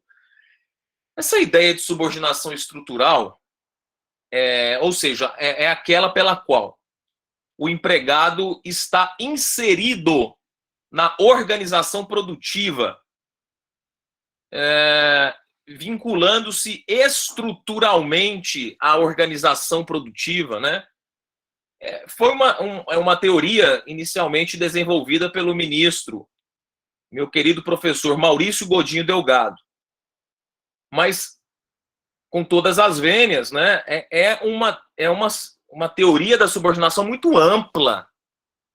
Muito ampla. Hoje em dia, a subordinação estrutural não é mais aceita. Algumas turmas do TST já rechaçam a possibilidade de subordinação estrutural para reconhecimento do vínculo. Tem precedentes envolvendo corretor de imóveis, tem precedentes envolvendo terceirização e tem precedentes envolvendo, eu não me lembro a outra atividade, mas enfim, o fundamento principal da condenação tinha sido a subordinação estrutural, então forma o vínculo. Tanto o STF como algumas turmas do TST já não aceitam mais essa ideia de subordinação estrutural. Nesse caso aqui, foi uma reclamação julgada pelo ministro Alexandre de Moraes, em que ele disse, nesse sentido, o acórdão recorrido registrou expressamente que as provas coligidas aos autos demonstram a sujeição direta do reclamante às diretrizes da empresa TIM Celular. Pessoal, veja, é óbvio que o empregado terceirizado tem que se submeter às diretrizes do lugar que ele está, né? Veja, naquela empresa é proibido trabalhar de azul, por exemplo. Aí vai chegar o terceirizado lá de azul? Não, ele tem que se submeter às diretrizes. Nem por isso ele será empregado da empresa contratante. Ressalte-se ainda que a subordinação, neste caso, se apresenta pela correspondência dos serviços prestados à atividade fim e pela inserção. Gabriela, aí você já sabe, né? Pela inserção da atividade laboral na dinâmica empresarial. Ou seja, a subordinação revela-se do ponto de vista estrutural. Isso aqui isso aqui foi o que o acórdão regional decidiu. O STF derrubou isso aqui, falando que não se presta a subordinação estrutural. Isso está na reclamação 45687. E aí, respondendo à pergunta da Gabriela, o MPT entende que forma vínculo, né? Mas, enfim, é uma tese já que vem perdendo muita força, tá bom? Agora vamos lá. Voltando àquele exemplo que eu mencionei do McDonald's, que é a subordinação direta. O que é subordinação direta? Subordinação direta não tem nada a ver com ordens diretas. Tá bom? Repito, subordinação direta não tem nada a ver com ordens diretas. E há um argumento, Gabriela, que o MPT não consegue responder. E eu fico provocando a Carol com isso. É o seguinte. Imagine esse empregado lá no McDonald's. Veja, o gerente do McDonald's diz assim para ele: meu amigo, cuidado aí que você pode escorregar. Use o EPI. Use o EPI, que é aquele sapato que não deixa escorregar, né? Tipo um Crocs. Então, o gerente do McDonald's deu uma ordem direta ao terceirizado. Use o EPI. Ou simplesmente apague a luz quando for embora. Você disser que isso representa vínculo de emprego porque recebeu ordens diretas é um exagero sem tamanho. Não, Rafa, mas aí você está levando um absurdo, né? Ah, eu sabia. Você está levando um absurdo. Você falar para a pessoa, não, apaga a luz, né? Se for assim, você é subordinado a mim também. Apaga a luz. É óbvio que não. Não, mas isso eu sou em decorrência do casamento já, Carol. Vai nessa. Bom, mas é o seguinte, mas enfim. Mas não é esse grau de Não, mas o que se vê geralmente nas petições iniciais recebi ordens diretas. É por isso que eu estou dizendo, Carol, que se deve analisar. E o MPT não faz essa diferenciação. Não, mas eu acho que tem que ter assim. E assim, agora eu vou te falar, porque eu também tenho casos de ações civis públicas que eu ajuizo questionando a terceirização. Mas nos casos que eu atuo, pelo menos, há um direcionamento direto do trabalho, entendeu? Do modus operandi, que não fica com a prestadora de serviços. Perfeito. E com a contratante. Então, o meu argumento primeira coisa, você tem que analisar a natureza dessas ordens. Que tipo de ordens eram? Eram ordens para cumprir as normas de meio ambiente do trabalho, né? Eram ordens meramente protocolares, né? Eram ordens, por exemplo, para tutela da qualidade técnica da empresa contratante, né? Então, mesmo neste caso, em que a empresa contratante influencia no modus operandi do trabalho, eu, Rafael, entendo. E não estou sozinho, tá? Já vou mostrar para vocês. E aí, realmente, a Carol vai divergir. Se há uma interferência no modus operandi do trabalho, mas essa interferência é para manutenção da qualidade do trabalho, né? Do modus operandi. Aí eu não vejo realmente como ter essa subordinação direta. Agora veja. Para você ter o vínculo com alguém, para você ter vínculo empregatício com alguém, é preciso que haja subordinação jurídica. Isso todos concordam, porque um dos elementos da relação de emprego é a subordinação jurídica. Ok? Agora, eu indago o seguinte: o que compõe a subordinação jurídica?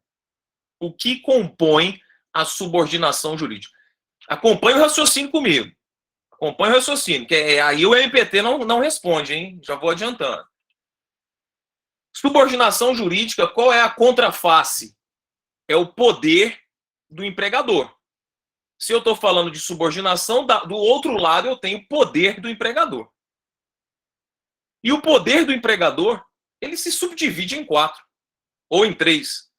Poder diretivo, poder fiscalizatório e poder disciplinar ou punitivo. E aí, veja, o contratante dos serviços deu ordens das mais diversas para o terceirizado. Influenciou no modus operandi. mas não podia puni-lo. Não podia puni-lo. Porque quem pune o empregado é a empresa terceirizada.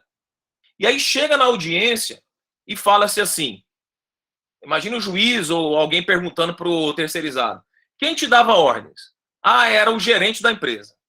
Ele influenciava no modus operandi? Sim, ele dizia tudo que eu tinha que fazer. Bom, e se você não cumprisse as ordens? Quem te punia? Não, quem me punia era só a empresa terceirizada. Não, Rafa, mas aí... Calma. Porque aí nunca vai ter como que você vai reconhecer o vínculo de emprego com uma empresa que não exercia o poder punitivo ou que sequer poderia exercer o poder punitivo? Mas exercia o resto. Mas não importa. Isso não pode ser compartilhado. Isso não pode ser subordinação. Porque ela dava ordens e a turma. Então quer dizer que o cara não é empregado nem da própria contratante, nem da empresa. Não, porque ele também recebia ordens da contratante. Não, quem dava ordens era a. Não, ele recebia ordens também da empresa terceirizada. Aí nunca vai ter subordinação. Não, mas claro que sim. Basta que o empregado terceirizado pudesse ser punido. Mas quem que vai fazer isso, Rafael, na prática? Mas é isso que torna a terceirização ilícita. Não concordo. Não tem como você reconhecer o vínculo de emprego e dizer com alguém que não podia exercer o poder punitivo. E veja, eu não concordo com isso de jeito eu defendo que a subordinação. Você concorda, Lilian? A Lilian não concorda. Não, a Lilian já manifestou a opinião dela. Eu não estou sozinho, pensam como eu. Por exemplo, obrigado, doutora Lorena, muito obrigado. Pensam como eu, um dos maiores pensadores do direito do trabalho baiano, do Brasil. Podem falar para ele depois, professor Luciano Martinez. Né? Eu até coloquei aqui no material a citação do Luciano. Ele fala, olha, subordinação direta, veja aqui, vamos fazer a leitura do professor Luciano. Eu falei que se ele não aparecesse aqui, cara, eu não ia citá-lo, mas não tem como, né? Eu vou citar mesmo assim. Nas situações de terceirização, a empresa prestadora coloca trabalhadores à disposição da empresa cliente, outorgando a esta apenas parte do seu poder diretivo. Quando isso acontece, a empresa prestadora fraciona a subordinação jurídica. Então fracionou subordinação jurídica, ele mesmo escreveu. Fracionou o poder diretivo. O poder diretivo. Não, quando isso acontece, a empresa prestadora fraciona a subordinação jurídica. Não, mas fraciona por quê? Porque delega parte do poder. Né? Então, gente, mas você é uma parte do todo. Que lhe é inerente e concede à tomadora o poder de dar ordens de comando e de exigir que a tarefa seja feita a contenta. E ele chama isso de subordinação indireta. Aí veja a parte mais importante. Preservando consigo o intransferível poder de apenar o trabalhador diante do descumprimento das ordens de comando diretivo. Isso é subordinação direta. E é importante notar que a própria súmula 331 do TST exige, para o reconhecimento do vínculo, a subordinação direta. O problema é que as pessoas não sabem. Desvinculando dos casos. Não, porque a o problema é que as pessoas não sabem, Carol. Não trata do poder de punir, e sim de ordem. O lead inglês da 331 é ordem, não é punição. O problema é que as pessoas não sabem o que é subordinação direta. E subordinação direta... Se você for citar a súmula 331, então você tem que citar de acordo com o caso que originou. Sim, mas ele usa subordinação direta. Discutiu punição. Ele usa subordinação direta. Subordinação direta é poder disciplinar, poder diretivo e poder fiscalizatório. Aí veja, essa tese vem sendo acolhida pela 4ª turma do TST. Ipsis literis. E assim, deixa eu pegar aqui.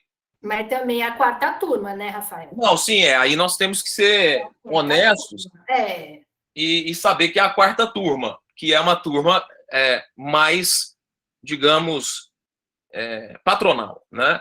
Bom, diz aqui a quarta turma: impede destacar que, para o reconhecimento da ilicitude da terceirização, necessária se faz a comprovação de efetiva e plena subordinação do empregado. Aí, mais adiante. Engraçado que ele cita aqui a súmula 331, né?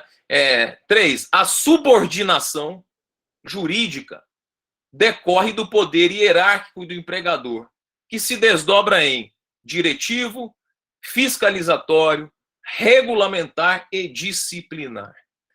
Somente com a convergência concreta de todos os elementos do poder hierárquico é possível configurar a subordinação jurídica, admitindo-se a existência latente, ou seja, potencial, do poder disciplinar, cuja manifestação pressupõe falta do empregado. Então, quarta turma, aqui ministro Alexandre Ramos, mesma coisa, ó.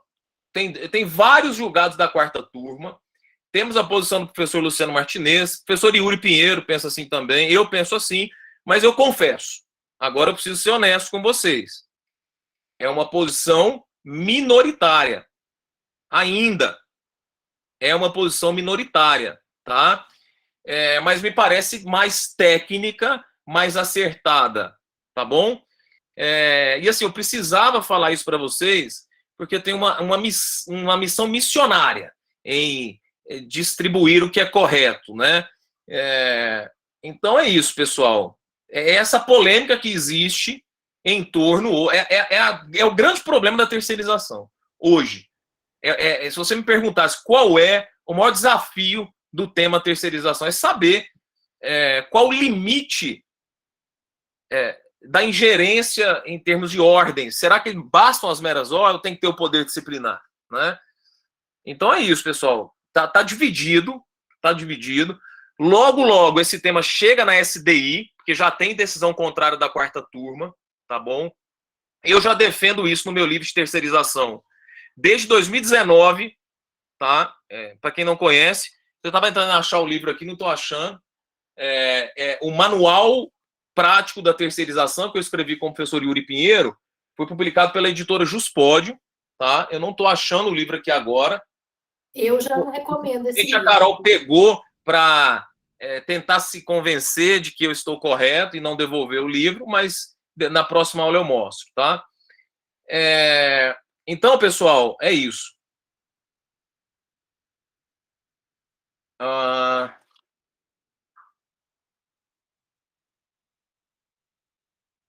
Essa reclamação aqui... isso aqui é muito importante para a gente praticamente encerrar a terceirização, tá? E é um caso oriundo do TRT5. Talvez vocês até me ajudem a entender melhor esse caso, porque o acórdão ainda não foi publicado. Repito, veio do TRT5, tá? Foi aquele caso que ganhou notoriedade aí nos últimos dias sobre a contratação de médicos PJ. O Ministério Público da Bahia ajuizou uma ação civil pública contra uma empresa que faz a gestão de hospitais aí, né? E essa empresa, Carol, ela contrata vários médicos via PJ, né? São os médicos por PJ, e ela distribui esses médicos nos hospitais, tá? Ou seja, a empresa é contratada dos hospitais para fornecer médicos. E o Ministério Público ajuizou a ação contra essa empresa. E reconheceu-se em primeira instância e em segunda instância na Bahia que se tratava de pejotização. Tá? Porque estavam presentes os elementos da relação de emprego com esses médicos e tudo. Só que a empresa apresentou essa reclamação no STF.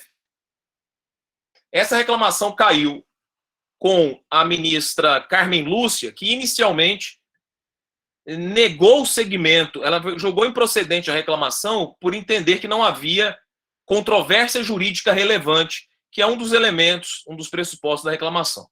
A empresa, então, apresentou agravo regimental, e a primeira turma do STF, num voto divergente conduzido pelo ministro Alexandre de Moraes entendeu que a decisão do TRT5 violou o decidido no tema 725 da repercussão geral, que é o da terceirização, e na DPF 324. Ou seja, ele entendeu que, neste caso, realmente havia uma terceirização lícita. Mas o que me deixou preocupado aqui, Carol, é que o acórdão regional, pelo menos pelo que eu li da decisão da ministra Carmen Lúcia, da decisão liminar, entendeu que estavam presentes os elementos do vínculo de emprego. Estava expresso no acórdão regional. Então, me parece que o STF não poderia ter, a partir dessas premissas fáticas registradas, dizer que não, que tem uma terceirização. Não pode dizer que tem uma terceirização lícita quando o regional diz que estavam presentes os elementos da relação de emprego, né? Então, me parece aí que houve um revolvimento fático por questões políticas, sem dúvida nenhuma. Agora, o acórdão não foi publicado e teve um fundamento preocupante do Barroso, nesse caso, dizendo que não eram médicos, eram pessoas que sabiam muito bem o que estava fazendo e não precisam de proteção. O Barroso mencionou isso, mas eu não tenho isso do Barroso, porque foi divulgado no Conjur pelo jornalista que acompanhou a sessão e o acórdão não foi publicado. Então, muita atenção, pessoal. Acompanhem o desfecho, né? Assim, já foi feito o desfecho, já acabou. A gente está esperando a publicação do acórdão dessa reclamação aqui. Porque nessa reclamação foi cassada uma decisão do TRT5 para entender que se tratava de terceirização lícita e que a decisão do TRT5 violou as teses firmadas na DPF 324 e no tema 725 da repercussão geral. Tá? Então, eu não posso entrar em maiores detalhes porque o acórdão não foi publicado. Tá? Eu estou ansiosamente aguardando essa publicação para entender realmente o que aconteceu. E, por fim, agora nós vamos encerrar a terceirização. Não tenho muito o que explicar aqui. É uma decisão que eu absolutamente não concordo. Essa aqui realmente foi decepcionante por parte do STF. Aí é uma crítica acadêmica, tá? O terceirizado faz as mesmas coisas que o trabalhador efetivo, as mesmíssimas coisas, e ele não tem direito à isonomia salarial, tá? E qual foi o fundamento jurídico? Nenhum. Eu juro que não tem nenhum fundamento jurídico aqui.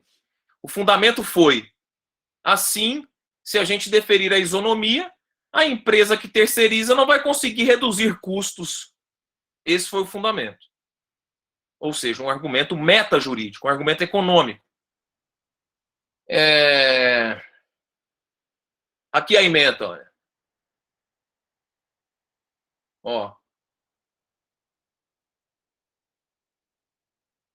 Ó, além disso, veja essa aí, ó. É engraçado que, veja a incoerência do STF, né? Quando eles foram julgar a DPF 324, eles disseram que a terceirização não reduz salários. Isso foi dito, tá? No acórdão. Mas agora, ao julgar a questão da isonomia, foi dito na ementa. Além disso, a exigência de equiparação por via transversa inviabiliza a terceirização para fins de redução de custos. Bom, você quer terceirizar para quê? É para você focar no seu maior valor ou para reduzir custos, né? Sabemos que na prática é para reduzir custos. Agora, às custas do princípio da isonomia, esse julgado é muito complicado. O que o STF fez aqui, pessoal, grosso modo foi, nós temos dois princípios colidindo.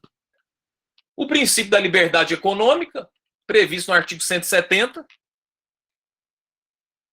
tá lá, né? E o princípio da isonomia. Qual prevaleceu?